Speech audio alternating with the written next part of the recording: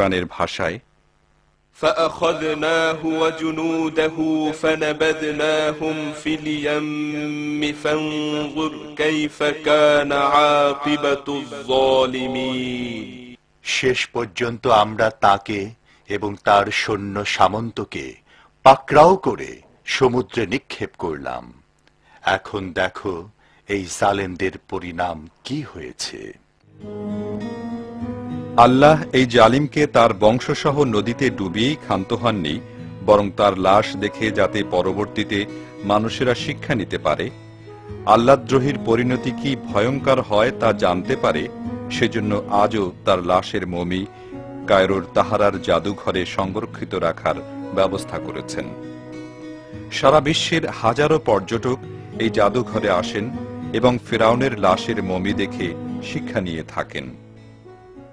আল্লাহ রাব্বুল আলামিন আমাদেরকে তার একনিষ্ঠ গোলাম হিসাবে কবুল করুন। আল্লাহ তাআলা যুগে যুগে মানব জাতির হেদায়েতের জন্য বিভিন্ন সম্প্রদায়ের কাছে নবী রাসূল পাঠিয়েছেন। এরই ধারাবাহিকতায় হযরত আদম আলাইহিস সালাম, হযরত ইদ্রিস আলাইহিস সালামের পর তৃতীয় নবী হিসাবে মহান রব্বুল আলামিন হযরত নূহ আলাইহিস সালামকে পাঠান তার সম্প্রদায়কে এক আল্লাহমুখী করার জন্য। হযরত নূহ আলাইহিস সালাম 480 বছর বয়সে নবুয়ত লাভের পর জুডি হিল বা জুডি পর্বতে বসে তার নবুয়তি কার্যক্রম শুরু করেন। তার সম্প্রদায়কে তিনি অদ্দ, সুয়া, ইয়াগুস, ইয়াউক ও নসর দেবতাদের বাদ দিয়ে এক আল্লাহর গোলামি করার জন্য 470 বছর দাওয়াত দিলেও তারা নূহ আলাইহিস সালামের ডাকে সাড়া দিল না, এমনকি তার স্ত্রী পুত্রও না। এ সম্পর্কে কোরআনে কারিমে বলা হয়েছে, وَإِنِّي كُلَّمَا دَعَوْتُهُمْ لِتَغْفِرَ لَهُمْ جَعَلُوا أَصَابِعَهُمْ فِي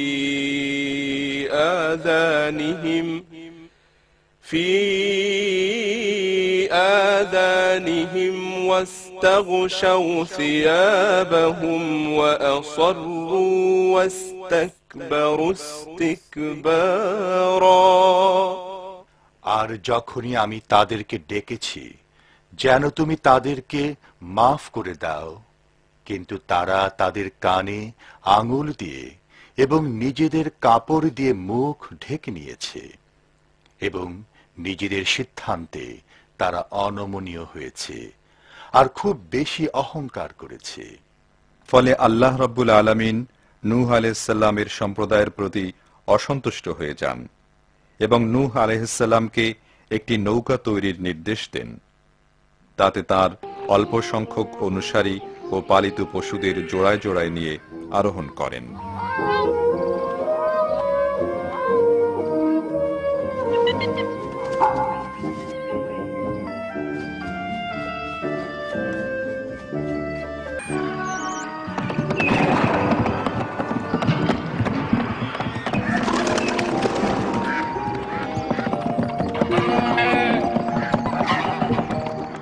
এরপর বিশ্বের একমাত্র রাজাধিরাজ মহান রব্বুল আলামিনের নির্দেশে পুরো এলাকায় এমন এক প্লাবনের সৃষ্টি হয় যা মানুষ কোনোদিন কল্পনাও করতে পারেনি।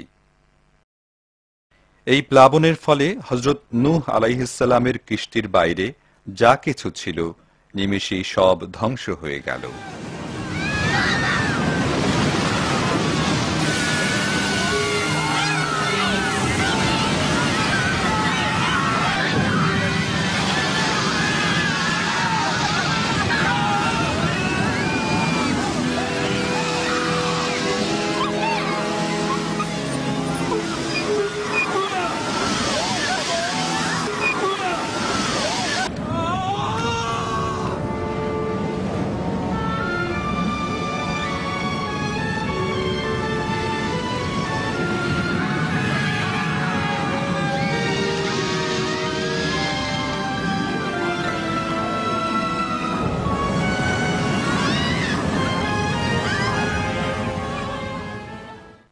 কোরআনের ভাষায়, فأنجيناه وأصحاب السفينة وجعلناها آية للعالمين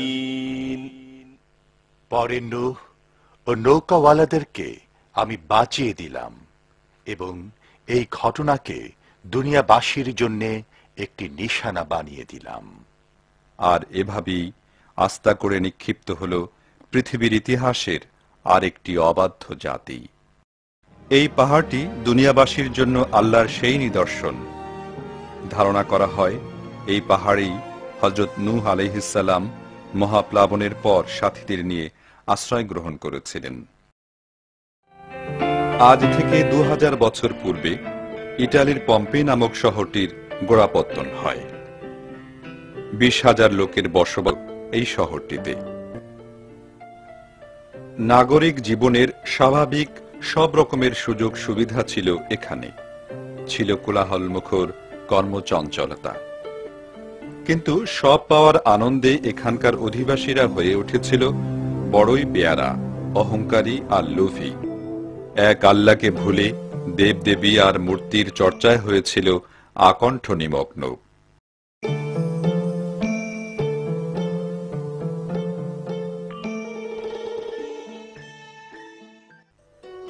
অশ্লীলতা আর বেহায়াপনার চরম শিখরে পৌঁছে যায় তারা।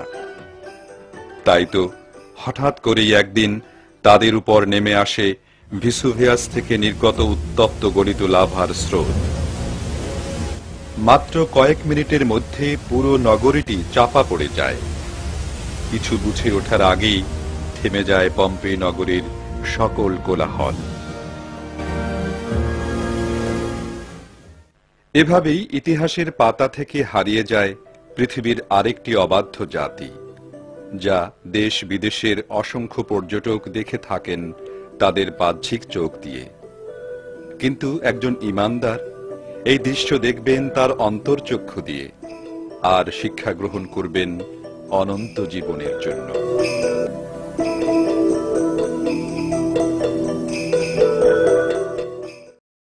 যুগে যুগে অসংখ্য মানুষ ভূমিকম্প, আগ্নেয়গিরি, ঝড়, জলোচ্ছ্বাস, মহামারীর মতো আল্লাহর অসংখ্য নিদর্শন দেখছে, শুনছে, তারপরও তাদের সুমতি হচ্ছে না। আল্লাহর অসীম ক্ষমতার পরিধি উপলব্ধি করতে পারছে না।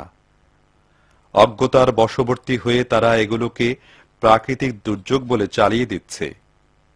আল্লাহর এই সব সৈন্যরা যখন কোথাও আঘাত হানে, তখন তারা যেন চিৎকার করে বলে, হে মানুষ, তোমরা তোমাদের মালিককে চিনো, তাঁর বিধানকে মেনে চলো। আসুন আমরা সবাই মিলে আল্লাহর অনুগত হয়ে চলি, জীবন সাজাই তারই রঙে।